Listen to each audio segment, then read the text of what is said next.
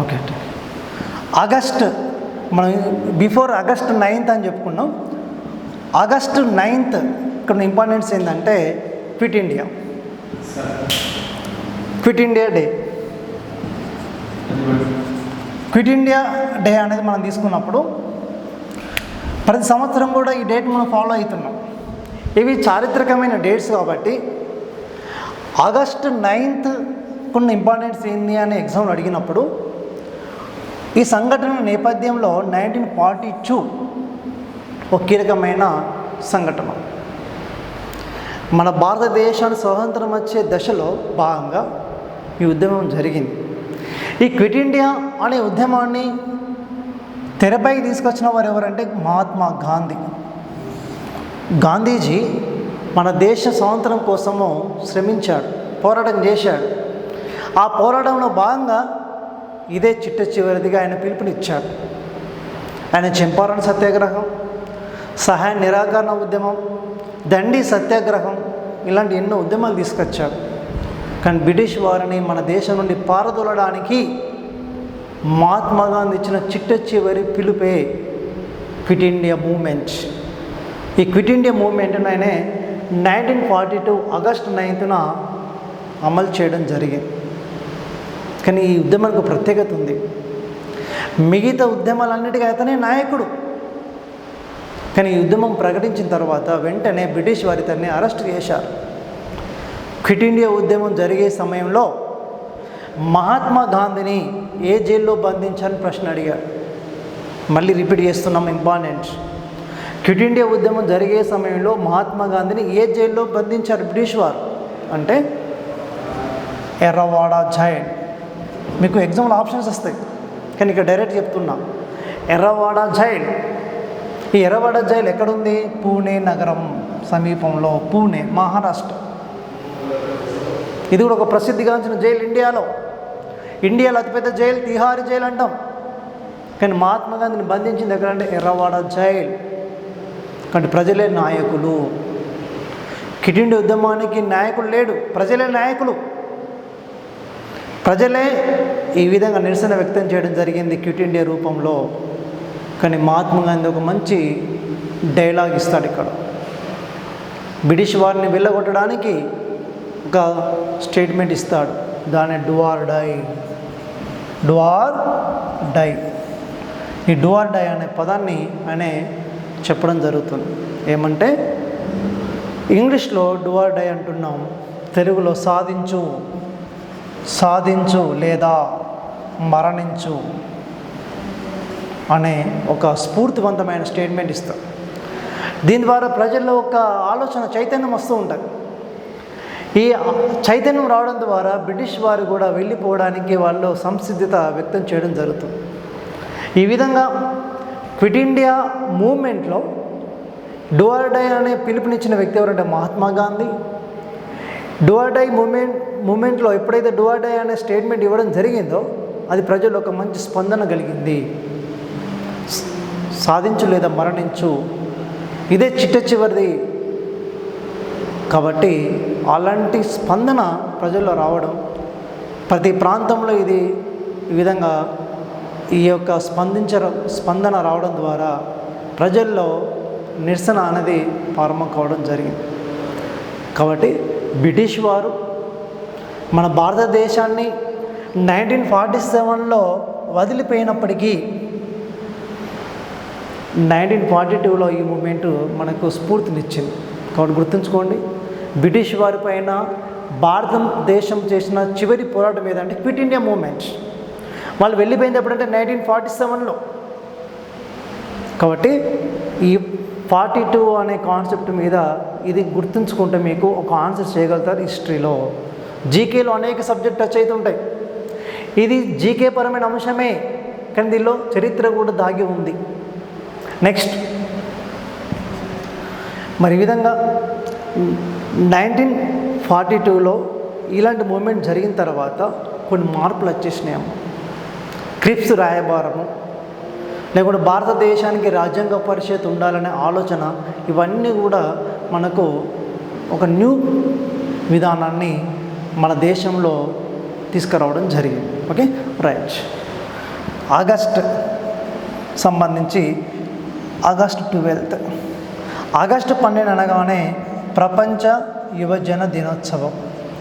ప్రపంచ యువజన దినోత్సవాన్ని ప్రతి సంవత్సరము ఆగస్టు 12న నిర్వహించడం జరుగుతుంది. ఇక్కడ కొంచెం జాగ్రత్తగా ఉండాలమ్మా, ఎందుకంటే స్టూడెంట్స్ కొంతమంది కన్ఫ్యూజ్ అవుతుంటారు. జనవరి 12, ఆగస్టు 12. జనవరి 12 అంటే నేషనల్ యూత్ డే, అంటే India national youth day.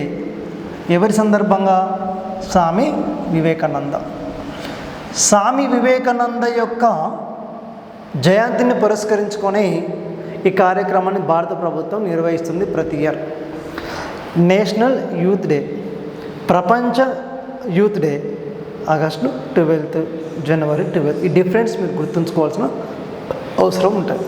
Next August 14,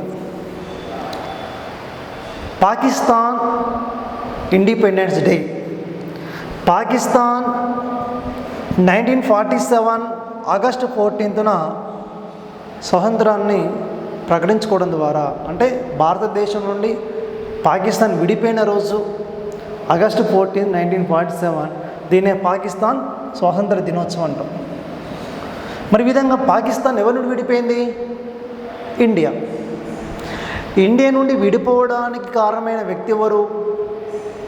ఈ పోరాటం చేసిన వ్యక్తి ఎవరు? మనం ఇంతకుముందు డిస్కస్ చేసినాం. భారతదేశ స్వతంత్రం రావడానికి ముందు వరుసలో ఉన్న వ్యక్తి మహాత్మా గాంధీ. ఎంతోమంది ఉన్నారు గొప్పవాళ్ళు, కానీ ముందు నడిచిన వాడు ఎవరు? మహాత్మా గాంధీ. అదేవిధంగా ఇండియా నుండి పాకిస్తాన్ వేరుపడాలి, పాకిస్తాన్ ఒక దేశంగా మారాలి, పాకిస్తాన్ అనేది ఒక జాతితో కూడిన విధానం అని చెప్పేసి పోరాటం చేసిన వ్యక్తి ఎవరంటే మొహమ్మద్ అలీ జిన్నా. అందుకే వీళ్ళిద్దరికి ఒక డిఫరెంట్ ఉందమ్మా. భారత జాతిపిత మహాత్మా గాంధీ, పాకిస్తాన్ జాతిపిత మొహమ్మద్ అలీ జిన్నా. పాకిస్తాన్ తొలి గవర్నర్ మొహమ్మద్ అలీ జిన్నా అని చెప్పుకుంటాం. ఆ పాకిస్తాన్కి నేడు ప్రధానమంత్రి Imran Khan. Present prime minister పాకిస్తాన్కు ఎవరంటే ఇమ్రాన్ ఖాన్ అని గుర్తుంచుకోవాలి. మరి పాకిస్తాన్ కంప్లీట్గా ఒక మత రాజ్యం, ఇస్లామిక్ స్టేట్ అంటాం. ఇస్లామిక్ స్టేట్ మత రాజ్యంతో కూడిన దేశం అది పాకిస్తాన్. ఇండియా సెక్యులర్ స్టేట్, లౌకిక రాజ్యం అని చెప్పుకుంటాం. మరి ఇక్కడ కాన్సెప్ట్ ఒకటే, ఇండియా నుండి డివైడ్ అయిన తర్వాత పాకిస్తాన్ ఒక స్వేచ్ఛగా స్వతంత్ర దేశంగా ఆవిర్భవించింది కాబట్టి 1947లో ఆ దేశానికి రాజధానిగా దేని గుర్తించబడ్డది? ఫస్ట్ లాహోర్ ఉండే, ఇస్లామాబాద్. ప్రజెంట్ ఇస్లామాబాద్ పాకిస్తాన్ రాజధాని. పాకిస్తాన్ రాజధాని Islamabad. Pakistan currency, India currency same, రూపాయి. పాకిస్తాన్ కరెన్సీ కూడా రూపాయి. పాకిస్తాన్ కూడా కంప్లీట్గా వ్యవసాయక దేశం, అగ్రికల్చర్ కంట్రీ. పాకిస్తాన్లో గ్రేట్ రివర్ రావి నది, ఇండియాలో గ్రేట్ రివర్ గంగా నది అని చెప్పుకుంటాం. ఈ విధంగా పాకిస్తాన్ ఇండియా మధ్య భౌగోళికంగా విభజన జరిగినప్పటికీ ఒకనాడు మన భారతదేశంలో ఒక భూభాగమే. కానీ 1947లో డివైడ్ కావడం ద్వారా రావి నది కంప్లీట్గా పాకిస్తాన్ పరిధిలో ఉంది, గంగా నది భారతదేశ పరిధిలో ప్రవహించడం జరుగుతుంది అని గుర్తుంచుకోవాలి. ఓకేనా? నెక్స్ట్, పాకిస్తాన్ వల్ల మనకు తీవ్రమైన నష్టాలు జరుగుతున్నాయి ప్రజెంట్. ముఖ్యంగా 1947లో డివైడ్ అయిన తర్వాత పాకిస్తాన్ ఇండియా మధ్య జరుగుతున్న విభేదాల్లో అతి ముఖ్యమైనది కాశ్మీర్ సమస్య. అది ఇటీవల పరిష్కారమైందని మనం చెప్పుకుంటున్నాం. కానీ పాకిస్తాన్ మన ఇండియాపై ఏదో విధంగా మన నష్టం చేకూరుస్తుంది. ఉగ్రవాద రూపంలో, సైనిక దాడుల రూపంలో, అసాంఘిక కార్యకలాపాల రూపంలో మనను నష్టపరుస్తుందని చెప్పుకుంటాం. కాకపోతే ఒక బేసిక్ నాలెడ్జ్ ఉండాలి. కాబట్టి 1947 ఆగస్టు 14న ఏ దేశం ఏర్పడిందంటే పాకిస్తాన్. గుర్తుంచుకోవాలి. Next, August 15 India independence day. India independence day August 15, 1947. ఇండియాకి స్వేచ్ఛ లభించింది, స్వాతంత్రం లభించింది ఎప్పుడంటే 1947. మరి ఈ రోజున మన దేశానికి తొలి ప్రధానమంత్రిగా పనిచేసిన వారు ఎవరంటే జవహర్లాల్ నెహ్రూ. జవహర్లాల్ నెహ్రూ మొట్టమొదటిసారిగా ఎర్రాకోట, ఇది ఇంపార్టెంట్ అమ్మ, ఒక చారిత్రక ప్రదేశం. దీన్ని షాజహాన్ లాంటి గ్రేట్ మొఘల్ చక్రవర్తి దీన్ని నిర్మించడం జరిగిందని చెప్పుకుంటాం. ఎర్రాకోట నుండి ప్రతి ఇయర్ మనము ఆగస్టు 15న దేశ ప్రధానమంత్రి దేశ ప్రజలను ఉద్దేశించి ప్రసంగించడం జరుగుతుంది. కాబట్టి ఒక సింబల్గా మనం తీసుకుంటే ఎర్రాకోట అనగానే ఆగస్టు 15. ఈ ఎర్రకోట నుండి మొట్టమొదటిసారిగా ప్రసంగం చేసిన భారత ప్రధానమంత్రి ఎవరంటే నెహ్రూ. ఇట్లా కూడా అడిగాడు అప్లికేషన్ మెథడ్ ఏం అడిగాడంటే ఎర్రకోట నుండి ఎక్కువసార్లు జెండా ఆవిష్కరించిన వ్యక్తి ఎవరంటే జవహర్లాల్ నెహ్రూ. ఎర్రకోట నుండి జెండా ఎగరవేయని ప్రధానమంత్రి అంటే ఎర్రకోట మెట్లు ఎక్కని ప్రధానమంత్రి. ఎర్రకోట నుండి జాతీయ జెండా ఆవిష్కరించని వ్యక్తి, ఆ పదాలు జాగ్రత్తగా వినాలి, ఆవిష్కరించని వ్యక్తి ఎవరంటే, ఆ అవకాశాన్ని కోల్పోయిన వ్యక్తి ఎవరంటే చంద్రశేఖర్. మాజీ ప్రధాని చంద్రశేఖర్ మాత్రమే ప్రధానమంత్రి పనిచేశాడు, కానీ ఎర్రకోట నుండి ఆయన జెండా ఆవిష్కరించలేకపోయాడు. ఎందుకంటే ఆగస్టు 15 వచ్చేసరికి ఆయన టర్మ్ అయిపోయింది. ఆ 9 నెలల పరిపాలన 10 నెలల పరిపాలన అయ్యేసరికి అతని అవకాశాన్ని కోల్పోయాడని చెప్పుకుంటాం. పార్లమెంట్లో అడుగు పెట్టని వ్యక్తి ఎవరంటే చరణ్ సింగ్. అది మీకు పొలిటికల్ సబ్జెక్టులో టచ్ అవుతుంది, ఆయన సందర్భం చెప్తున్నాం. ఈ ఎర్రకోట అనే కాన్సెప్ట్ మనం తీసుకుంటే భారతదేశంలో 1947 నుండి ఈ కాన్సెప్ట్ మనం ఇప్పటికీ అమలు చేస్తున్నాం. నేడు ఎర్రకోట నుండి జెండా ఆవిష్కరిస్తున్న వ్యక్తి ఎవరంటే భారత ప్రధాని నరేంద్ర మోడీ. అతను వరుసగా సెకండ్ టైం ప్రైమ్ మినిస్టర్ కావడం జరిగిందని చెప్పుకుంటున్నాం. ఎర్రకోట నుండి జెండా ఆవిష్కరించిన తొలి తెలుగువాడు ఎవరంటే పివి నరసింహారావు. ఎర్రకోట నుండి జెండా ఆవిష్కరించిన తొలి సిక్కు ప్రధానమంత్రి ఎవరంటే మన్మోహన్ సింగ్ అని చెప్పుకుంటాం. ఇంతవరకు భారతదేశంలో ఎర్రకోట నుండి ఈ జెండా ఆవిష్కరించిన తొలి మహిళగా చరిత్రలో సృష్టించిన వ్యక్తి ఇందిరా గాంధీ. ఇట్లా ఎన్నో రకాల ప్రశ్నలు మనం ఇక్కడ తయారు చేయవచ్చు. Okay, right. ఆగస్ట్ మాసంలో ఇంకొక ఇంపార్టెంట్ ఏంటంటే ఆగస్ట్ 20, ఆగస్ట్ 20వ తారీఖున మాజీ ప్రధాని రాజీవ్ గాంధీ యొక్క జన్మదినం. ఈయన జయంతి అంటాం, రాజీవ్ గాంధీ యొక్క జయంతి. ఈ రాజీవ్ గాంధీ జయంతిని మనము రాజీవ్ సద్భావన దినోత్సవం, జాతీయ సద్భావన దినోత్సవం, జాతీయ సద్భావన దినోత్సవంగా చెప్పవచ్చు. జాతీయ సద్భావన దినోత్సవాన్ని ఎవరి జ్ఞాపకంగా నిర్వహించబడుతుందంటే రాజీవ్ గాంధీ. భారతదేశంలోనే అతి పిన్న వయసులో ప్రధానమంత్రి పనిచేసిన రాజీవ్ గాంధీ జన్మించిన డేటు ఆగస్టు 20. ఆయన వర్ధంతి ఇక్కడ డిస్కస్ చేస్తాం మనము మే 21. ఇంతకుముందు క్లాసులో చెప్పుకున్నాం. మే 21న ఆయన మరణించాడు. ఆయన వర్ధంతి, జన్మదినం అంటే జయంతి అంటే ఆగస్టు 20. మన ఇండియాలో యంగెస్ట్ ప్రైమ్ మినిస్టర్, అతి పిన్న వయసులో ప్రధానమంత్రి అయిన వ్యక్తి ఈయన గుర్తింపు ఉంది రాజీవ్ గాంధీ. ఇందిరాగాంధీ హఠాత్ మరణం వలన ఆమె చనిపోవడం ద్వారా 1984 అక్టోబర్ 31న ఆ పదవి చేపట్టిన భారత ప్రధాని ఎవరంటే రాజీవ్ గాంధీ అని గుర్తుంచుకోవాలి. Okay, right.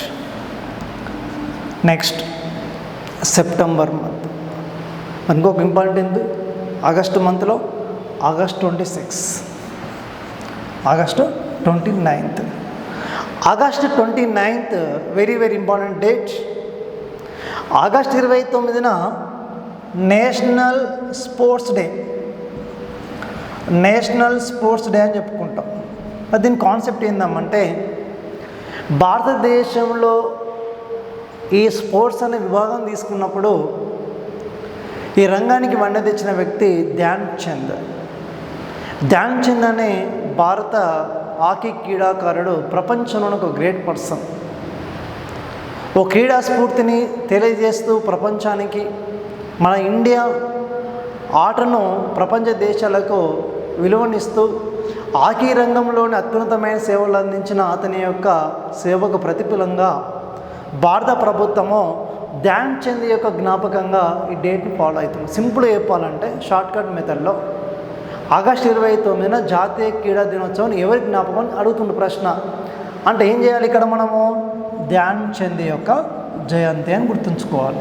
మరి ధ్యాన్ చంద్ ఆటలో గొప్పవాడు, హాకీ మాంత్రికుడు, మాస్టర్ బ్లాస్టర్ అంటే సచిన్, మరి హాకీ మాంత్రికుడు అంటే ధ్యాన్ చంద్.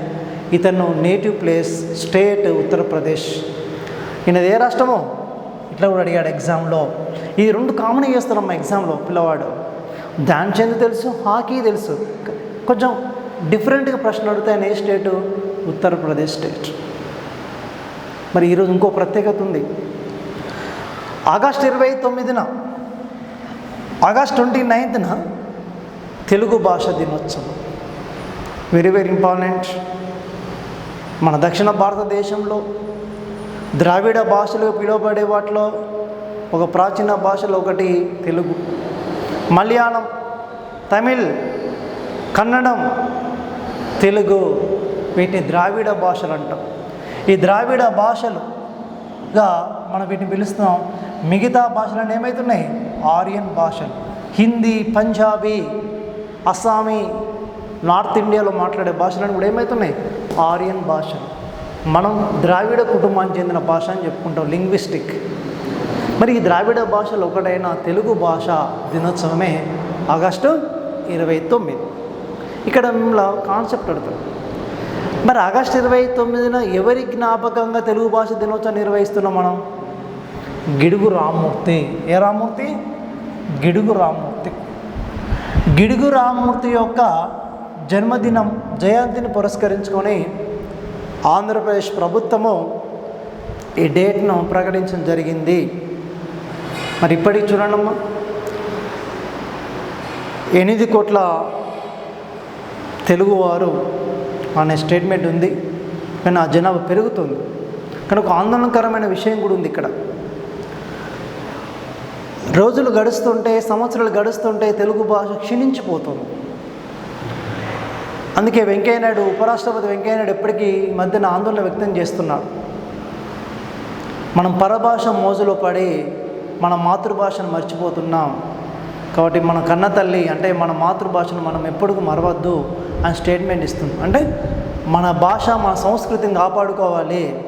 మన తెలుగు భాషను మనం మాట్లాడలేకపోతున్నాం అంటే మన సంస్కృతి మన దూరం అయినట్టే. కాబట్టి ఇటాలియన్ ఆఫ్ ది ఈస్ట్గా వర్ణించబడే తెలుగు భాష ఇప్పటికీ చరిత్రలో గొప్పదే. కానీ మన యొక్క నివేదికలు కానీ అనేక అంతర్జాతీయ సంస్థలు కానీ ఇస్తున్న రిపోర్ట్ ప్రకారము భవిష్యత్తులో తెలుగు భాష కనుమరుగవుతుందని చెప్పి స్టేట్మెంట్ వస్తుంది. అవును కదా. ఇటీవల ఏపీ గవర్నమెంట్ ఏమంటుంది? కంప్లీట్ ఇంగ్లీష్ మీడియం ఎడ్యుకేషన్ అందిస్తుంది గవర్నమెంట్ అని. దాని విమర్శలు వస్తున్నాయి. గవర్నమెంట్ ఏమని సమర్థిస్తుంది? ఇప్పుడున్న సిచ్యువేషన్స్లో వాడు ఇంగ్లీష్ నేర్చుకోవాల్సిందే, ఇంగ్లీష్లో ప్రావీణ్యం ఉండాల్సిందని గవర్నమెంట్ వాదన. కానీ మేధావులు ఏమంటున్నారు? ఈ భాష మనము మాట్లాడకపోతే ఈ భాషా సంస్కృతి మనం కోల్పోయినట్టే కదా, మన ఉనికిని కోల్పోయినట్టని వాళ్ళు విమర్శిస్తున్నారు. కాబట్టి కొన్ని భాషలు అంతరించిపోయే అవకాశం ఉన్నాయి. దానిలో ఒకటి తెలుగు అని చెప్పుకుంటాం. అందుకే తెలుగు సంబంధించిన కాన్సెప్ట్ మీద ఇప్పుడు కొంత విమర్శలు జరుగుతున్నాయి. ఏదేమైనా మనం చెప్పాల్సింది ఒకటే, తెలుగు భాష దినోత్సవం ఉంది. ఆ డేట్ ఎప్పుడంటే ఆగస్టు 29. దీనికి సర్వీస్ చేసిన వ్యక్తి ఎవరంటే గిడుగు రామ్మూర్తి. నెక్స్ట్ మనం తీసుకుంటే సెప్టెంబర్. మరి సెప్టెంబర్లో ఇంపార్టెన్స్ ఏముంది? సెప్టెంబర్ 1 అనగానే ఎల్ఐసి దినోత్సవం, లైఫ్ ఇన్సూరెన్స్ కార్పొరేషన్ యొక్క ఆవిర్భావ దినోత్సవం. ఎల్ఐసి ఫార్మేషన్ డే అంట. ఎల్ఐసి ఏర్పడిన రోజు. దీన్ని 1956లో గవర్నమెంట్ ఏర్పాటు చేయడం జరిగింది. మన ఇండియాలో అతిపెద్ద జీవిత బీమా సంస్థ, భారతదేశంలో అతిపెద్ద జీవిత బీమా సంస్థ పిలువబడే లైఫ్ ఇన్సూరెన్స్ కార్పొరేషన్ను భారత మాజీ ప్రధాని నెహ్రూ ప్రారంభించడం జరిగింది 1956లో. దీన్ని ప్రారంభించిన వ్యక్తి ఎవరంటే నెహ్రూ. దీన్ని ఎక్కడ ఏర్పాటు చేశారంటే ముంబై. దీని హెడ్ క్వార్టర్ ముంబై. అంటే ప్రపంచంలోని అతిపెద్ద జీవిత బీమా సంస్థగా దీనికి గుర్తింపు ఉంది. మరి నెక్స్ట్ మనం తీసుకుంటే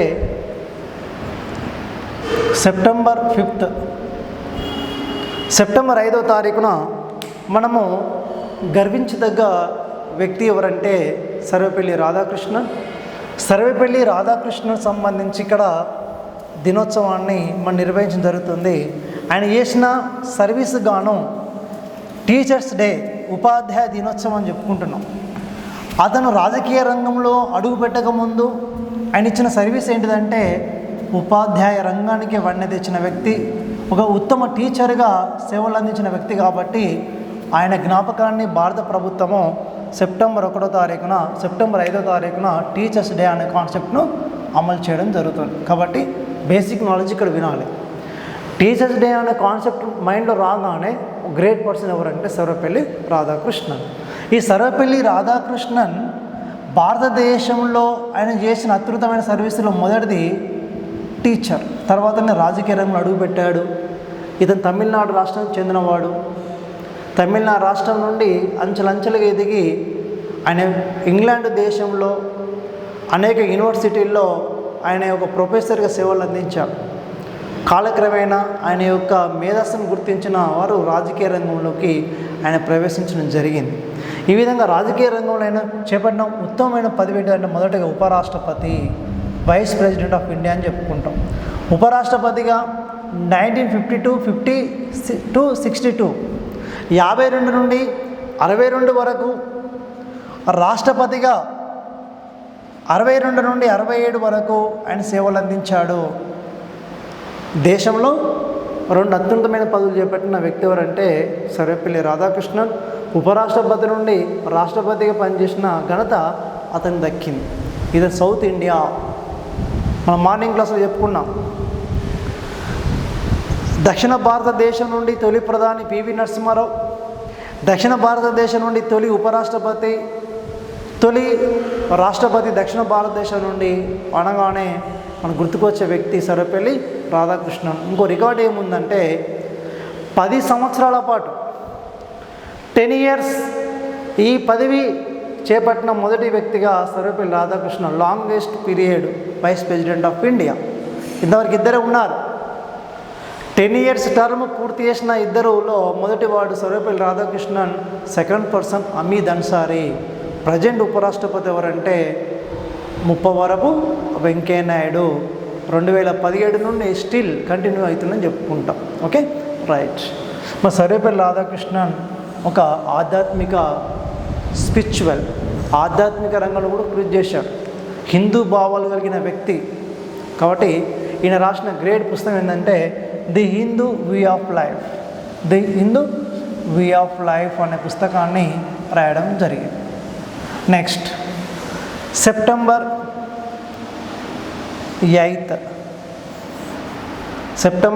8 మోస్ట్ ఇంపార్టెంట్. దీన్ని ఏమంటామంటే మనం లిటరసీ డే అంటాం. అంతర్జాతీయ అక్షరాస్యత దినోత్సవం, ఇంగ్లీష్లో లిటరసీ డే అని చెప్పుకుంటాం. ఈ విధంగా సెప్టెంబర్ 8ను ప్రపంచవ్యాప్తంగా నిర్వహిస్తున్న కాన్సెప్ట్ ఏంటంటే అక్షరాస్యత, లిటరసీ డే. ఈ కాన్సెప్ట్ ఏంది? ఈ ప్రపంచంలో ప్రతి వ్యక్తి కూడా చదువుకోవాలి. చదువుకోవడం ద్వారా వాళ్ళలో ఒక విజ్ఞానం లభిస్తుంది. దానివల్ల మానవ పరివర్తనలో మార్పు వస్తుంది. ఆయన యొక్క జీవన గమనంలో ఆయనకు చదువు అనేది చాలా ఉపయోగపడుతుంది. తన ఒక ఉపాధి కల్పనలో సేవలు అందిస్తుంది అని ఇట్లా ఎన్నో రకాల సర్విస్తుంది. కాబట్టి అక్షరాస్యత, అక్షర జ్ఞానం అంటాం. ఈ అక్షరాస్యత కాన్సెప్ట్ని ఇక్కడ దీన్ని ఎవరు మొట్టమొదటిగా ఇంప్లిమెంట్ చేశారు అంటే యునెస్కో సంస్థ. ఇది అడిగాడు ఎగ్జామ్ అడిగిన ప్రశ్న ఇదే. ప్రతి ఇయర్ అక్షరాస్యత దినోత్సవాన్ని ఏ సంస్థ ఆధ్వర్యంలో నిర్వహించబడుతుంది అంటే యునెస్కో సంస్థ ఆధ్వర్యంలో దీన్ని నిర్వహించడం జరుగుతుంది. మరి ఇక్కడ ఒక ఎగ్జాంపుల్ తీసుకుందాం. ఇండియా. ఇది చాలా ఇప్పుడు మనకి ఇప్పటికీ బాధ ఉంది ఇండియాలో అక్షరాస్యత పరంగా తీసుకుంటే ఇంకా వెనుకబడే ఉంది ప్రపంచ దేశాలతో పోలిస్తే. ఇండియా ఇప్పటికీ 74%. ఒక 100 మంది ఉన్నారనుకోండి, దాని 74 మంది మాత్రం చదువుకున్న వారు ఉన్నారు. మిగతా 26 మంది నిరక్షరాస్యులే. ఈ 2011 జనాభా లెక్కల ప్రకారం 2011 సెన్సెస్ ప్రకారము మనకి యావరేజ్గా తీసుకుంటే 74%. ఇంకా దీన్ని తగ్గించారు. సవరించిన లెక్కల ప్రకారం తీసుకుంటే 73%, 1% తగ్గించారు. మనకు జనాభా లెక్కలు సవరిస్తారు. మరి ఈ విధంగా ఇంకొక ఎగ్జాంపుల్ ఏంటంటే ఇండియాలో బెస్ట్ ఎవరు మరి? కేరళ స్టేట్. లిటరసీ పరంగా తీసుకుంటే 93% అక్షరాస్యత కలిగిన స్టేట్ ఏదంటే కేరళ స్టేట్. నెంబర్ 1 స్టేట్ దేనిలో? లిటరసీలో. మరి చివరి స్థానం ఎవరున్నారు ఇక్కడ అక్షరాస్యతలో అంటే బీహార్. మీకు వరెస్ట్ అన్నట్టు వీడు చదువులో వెనుకబడి ఉన్నవాడు బీహార్. మరి బెస్ట్ ఎవరు కేరళ. మనకు ఈ మధ్య కాలంలో ఇది సెన్సెస్ ప్రకారం, కానీ జనరల్గా మనం తీసుకుంటే ఇటీవల బాగా సక్సెస్ రేట్ కనబడుతున్న స్టేట్ ఏదంటే త్రిపుర స్టేట్. అక్షరాస్యతను వేగవంతంగా పెంపుదల చేస్తున్న రాష్ట్రం ఏదంటే ఏం చెప్పాలి త్రిపుర. చిన్న రాష్ట్రం అది కాబట్టి సక్సెస్ఫుల్ అవుతుంది. కానీ సౌత్ ఇండియాలో బెస్ట్ ఎవరంటే కేరళ. త్రూఅవుట్ ఇండియాలో బెస్ట్ ఎవరంటే కేరళ 2011 ప్రకారం. ఓకే, ఇప్పుడు సౌత్ ఇండియాలో వెనుకబడ్డ రాష్ట్రం ఏదంటే తెలంగాణ. సౌత్ ఇండియాలో అక్షరాస్యతలు వెనుకబడ్డ రాష్ట్రం ఏంటిది తెలంగాణ. కాబట్టి బెస్ట్ సౌత్ ఇండియాలో బెస్ట్ కేరళ, లాస్ట్ తెలంగాణను గుర్తుంచుకోవాలి. నెక్స్ట్ ఇంకొక బేసిక్ ఏంటంటే ఇక్కడ నేషనల్ లిటరసీ మిషన్. భారతదేశంలో అక్షరాస్యత పెంపుదల కోసం, నిరక్షరాస్యత నిర్మూలన కోసం ఒక స్కీమ్ ప్రవేశపెట్టింది రాజీవ్ గాంధీ గవర్నమెంట్. రాజీవ్ గాంధీ గవర్నమెంట్ 1988 సంవత్సరంలో నేషనల్ లిటరసీ మిషన్ అనే కాన్సెప్ట్ను అమలు చేయడం జరిగింది. దీని ద్వారా ప్రధాన ఉద్దేశం ఏంటంటే భారతదేశంలో చదువుకోలేని వారికి అక్షర జ్ఞానం కల్పించుట అనే కాన్సెప్ట్ను దీని ద్వారా తీసుకురావడం జరిగింది. దీనిలో భాగంగా మన్మోహన్ సింగ్ ప్రభుత్వము సాక్షర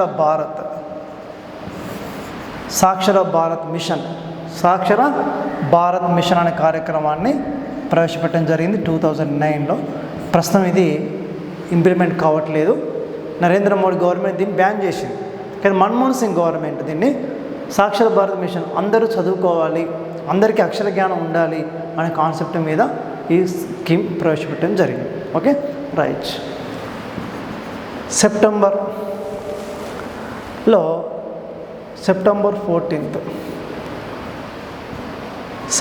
14 హిందీ దివాస్. సెప్టెంబర్ 14 హిందీ దివాస్ అని గుర్తుంచుకోవాలి. September 15 engineers day. ఇంతకుముందు డిస్కస్ చేసినాం మనం. ఇంజనీర్స్ డే మోక్షగుండం విశ్వేశ్వరయ్య జయంతి సందర్భంగా మన ఇండియాలో భారత ఇంజనీర్ పితామహుడిగా గుర్తింపు పొందిన వ్యక్తి మోక్షగుండం. ఇతను కర్ణాటక రాష్ట్రానికి చెందినవాడు. భారతదేశంలో అద్భుతమైన నిర్మాణాలు చేపట్టాడు.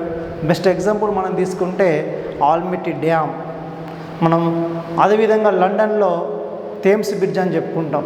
ఇంగ్లాండ్ దేశంలోని లండన్ నగరంలో థేమ్స్ బ్రిడ్జ్ నిర్మాణంలో పాల్పంచుకున్న భారత ఇంజనీర్ ఎవరంటే మోక్షగుండం విశ్వేశ్వరయ్య. ఇతనికి ఇంగ్లాండ్ ప్రభుత్వం తన సేవలను గుర్తిస్తూ సర్ అనే బిరుదును అతనికి ప్రకటించడం జరిగింది. ఇండియన్ గవర్నమెంట్ భారతరత్న అవార్డు ప్రకటించింది. కాబట్టి మోస్ట్ ఇంపార్టెంట్, భారతరత్న అవార్డు అందుకున్న తొలి ఇంజనీర్ ఎవరంటే ఏం చెప్పొచ్చు ఇక్కడ మోక్షగుండం. మనం అక్కడ అవార్డులు చెప్పుకుంటాం, మళ్ళీ డిస్కస్ చేస్తాం.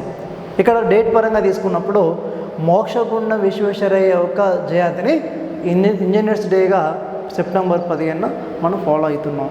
ఇది కర్ణాటక స్టేట్కి సంబంధించిన వ్యక్తి. Next September 16 ozone day.